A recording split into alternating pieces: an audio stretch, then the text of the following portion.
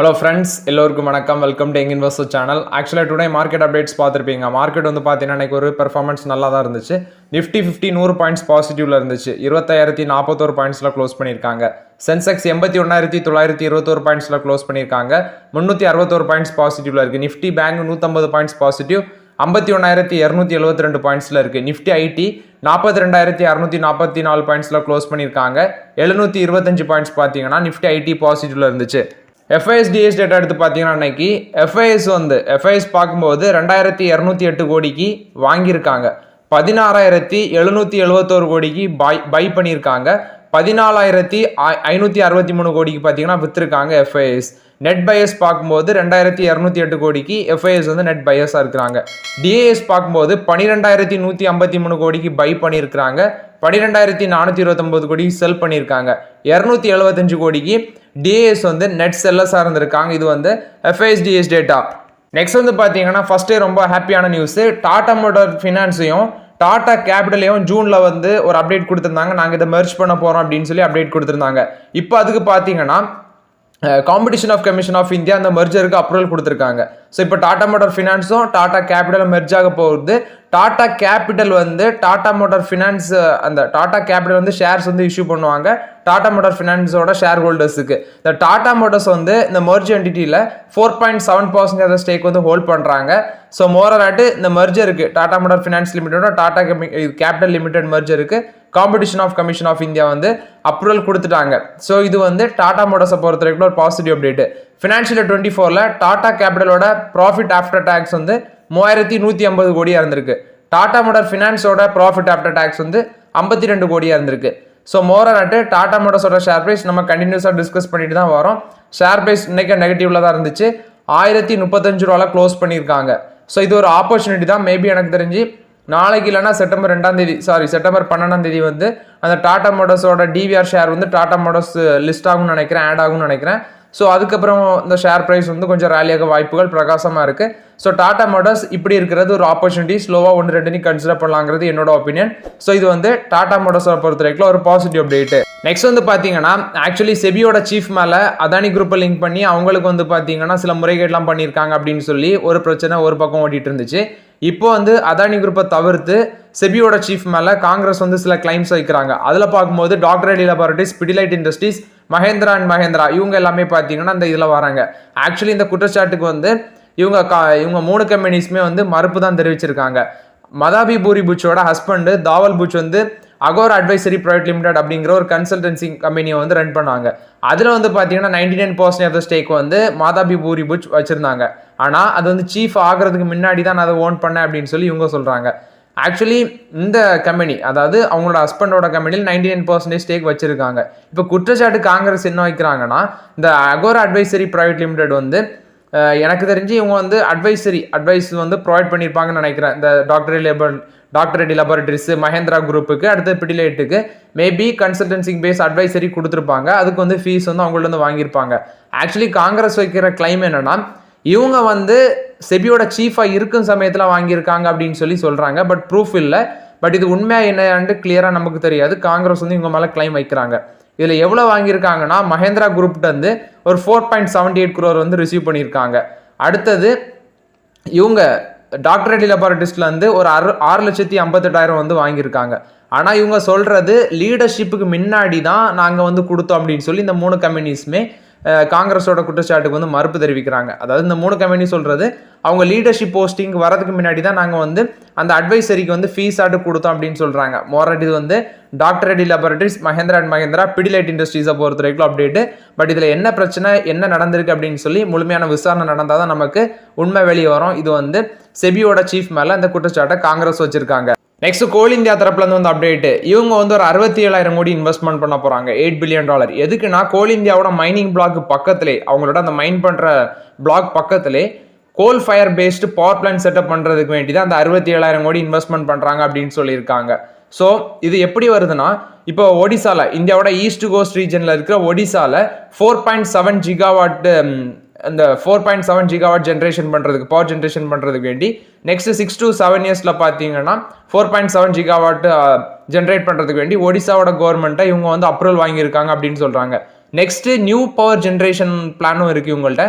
டெல்லியில் last year இவங்க என்ன அப்டேட் கொடுத்தாங்கன்னா 2032 88 GW of thermal generation capacity attain பண்ணணும் அப்படின்னு சொல்லியிருக்காங்க அந்த எலக்ட்ரிசிட்டி டிமாண்டை ஃபேஸ் பண்ணுறதுக்கு வேண்டி.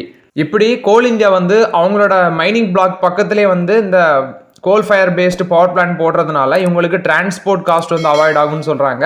அது மட்டும் இல்லாமல் கோல் இந்தியா வந்து என்ன ஒரு அப்டேட் கொடுக்குறாங்கன்னா ரினோவபிள் பவர் ஸ்டேஷன் பில்ட் பண்ணுறதுக்கு நாங்கள் ஐடியாவில் இருக்கிறோம். அது மட்டும் இல்லாமல் கிரிட்டிக்கல் மினரல்ஸ் வந்து மைன் பண்ணுற ஐடியாலையும் இருக்கும் அப்படின்னு சொல்லியிருக்காங்க. ஸோ இந்தியாவோட கோல் வந்து உங்களுக்கே தெரியும் 2070 வந்து நெட் ஜீரோ அந்த கோலை வந்து நம்ம அட்டைன் பண்ணோம் அப்படிங்கிற ஐடியாவில் இருக்கிறோம். ஸோ கோல் இந்தியாவோட அந்த முயற்சி, அதாவது அவங்களோட மைனிங் பிளாக் பக்கத்துலேயே வந்து பார்த்தீங்கன்னா கோல் ஃபயர் பேஸ்ட் பவர் பிளான்ட் வந்து அமைக்க இருக்கிறாங்க. ஸோ அதுக்கு வேண்டி 67,000 கோடி இன்வெஸ்ட்மெண்ட் பண்ணுறாங்க. இது வந்து கோல் இந்தியாவை பொறுத்த வரைக்கும் ஒரு positive update. Honda motorcycle and scooter India கொடுத்த அப்டேட். இவங்க எலக்ட்ரிக் வெஹிக்கிள் செக்மெண்ட்டுக்குள்ள இந்த பிசிக்கல் இயர்ல என்ட்ரி கொடுக்குறாங்க. ஸோ அவங்க எக்ஸ்பெக்ட் பண்ணுறது 2030 ஓவரால் சேல்ஸில் வந்து 1/3 ஆஃப் த சேல்ஸ் வந்து இவி வெஹிக்கிளாக இருக்கணும் அப்படின்னு சொல்லி எக்ஸ்பெக்ட் பண்ணுறாங்க. ஸோ மோராட்டு 2030 இதை எக்ஸ்பெக்ட் பண்ணுறாங்க. ஸோ எனக்கு தெரிஞ்சு இவி வெஹிக்கிள் வந்து இந்த ஃபினான்ஷியல் இயர் இல்லைனா 2025 லான்ச் பண்ணுவாங்கன்னு நினைக்கிறேன். அது மட்டும் இல்லாமல் இவங்க வந்து இந்த Honda motor cycle scooters India வந்து 62 லட்சம் units per year install production capacity வச்சிருக்காங்க. ஸோ மோராலாட் இது வந்து ஹோண்டாவை பொறுத்த வரைக்கும் ஒரு positive update. Next Tata electronics வந்து பார்த்தீங்கன்னா ASMPT சிங்கப்பூர் இவங்களுக்கு கூட ஒரு பார்ட்னர்ஷிப்பில் வராங்க. செமிகண்டக்டர் எக்கோ சிஸ்டமை இந்தியாவில் பூஸ்ட் பண்ணுறதுக்கு வேண்டி தான் இந்த ஒரு மெமரம் ஆஃப் அண்டர்ஸ்டாண்டிங் அப்படின்னு சொல்லியிருக்காங்க. ஸோ மோராலாட் இது வந்து டாடா எலக்ட்ரானிக்ஸ் கொடுத்த அப்டேட்டு. மாருதி சுசுகி ஒரு எக்ஸ்போர்ட் அப்டேட் கொடுத்துருக்காங்க. ஸோ அவங்க வந்து மாருதி சுசுகி வந்து இந்தியாவிலேருந்து எலக்ட்ரிக் வெஹிக்கிள்ஸ் வந்து யூரோப்பு ஜப்பான் மார்க்கெட்டுக்கு வந்து நாங்கள் எக்ஸ்போர்ட் பண்ணோம் அப்படின்னு சொல்லி மாருதி சுசுகி அப்டேட் கொடுத்துருக்காங்க. ஸோ மோராலாட் இது வந்து மாருதி சுசுகி கொடுத்த positive update.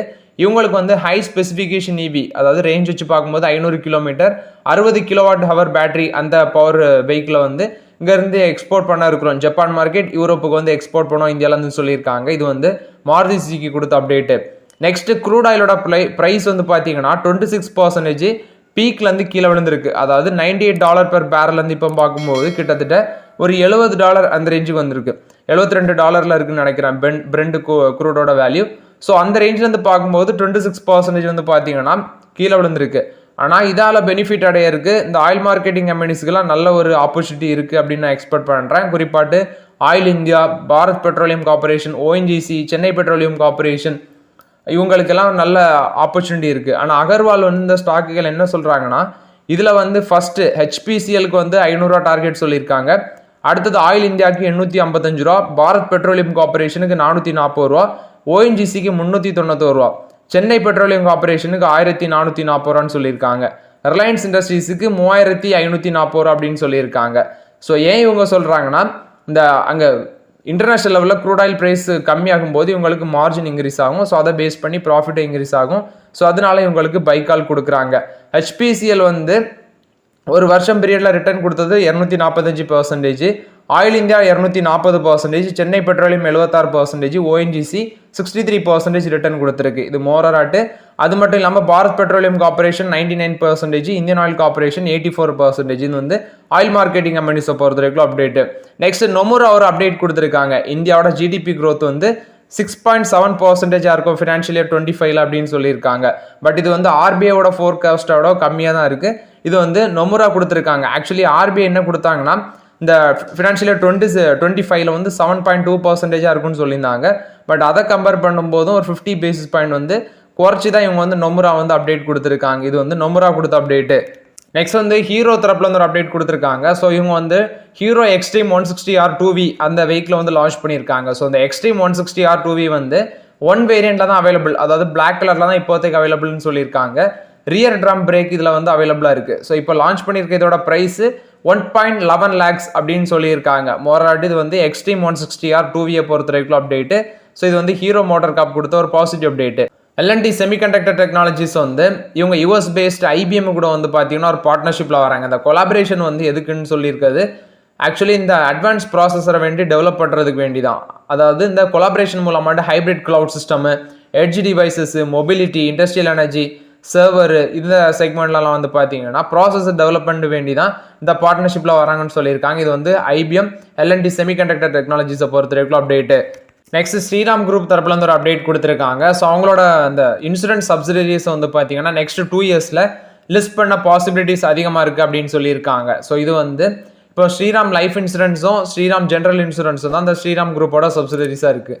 Sriram life insurance பார்த்தீங்கன்னா ஸ்ரீராம் குரூப்பும் சான்லாம் குரூப்பும் ஒரு ஜாயின்ட் வெஞ்சூரில் ரன் பண்ணுற கம்பெனி. ஸோ இவங்களோட இன்சூரன்ஸ் சப்சிடரிஸை நெக்ஸ்ட் 2 இயர்ஸில் லிஸ்ட் பண்ணும் அப்படின்னு சொல்லி எக்ஸிக்யூட்டிவ் வைஸ் சேர்மன் உமேஷ் ரேவன்கர் வந்து அப்டேட் கொடுத்துருக்காங்க. ஸோ மோராட் இது வந்து ஸ்ரீராம் குரூப்பை பொறுத்த வரைக்கும் அப்டேட்டு.